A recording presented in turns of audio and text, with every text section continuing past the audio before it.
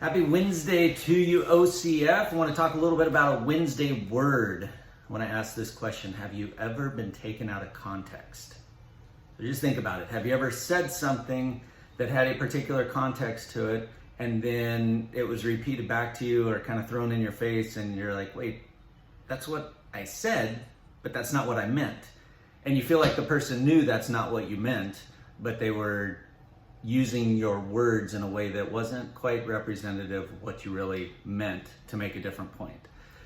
Or have you ever focused on something really small and missed the bigger picture that was going on? Imagine going to the Eiffel Tower in Paris, and what you're focused on is one of the bolts that holds the Eiffel Tower together.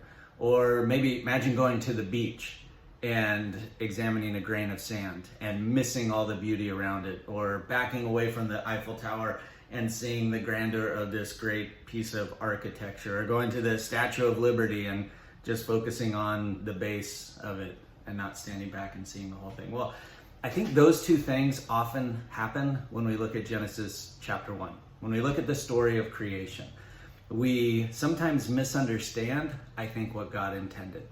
That we read the words, but we miss what God means when he revealed these words and when they're written under the inspiration of the Holy Spirit. Or we focus on one word, like the word day, and we miss the big picture of what's going on in Genesis chapter 1:1 to 2:3.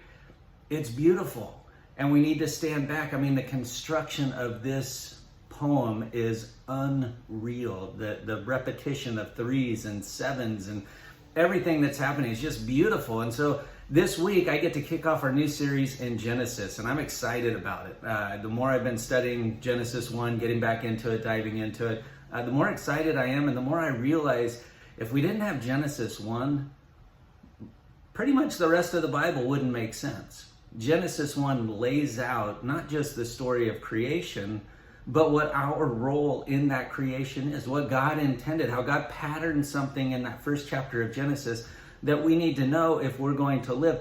The whole idea of the fall and falling short of God's glory and this sin, none of that makes sense unless we understand Genesis 1 and what God's intention was. So tune in on Sunday or come to the 11 o'clock live service, and let's talk about Genesis 1:1 to 2:3. Let's talk about what God intended from the beginning. Looking forward to seeing you on Sunday, OCF.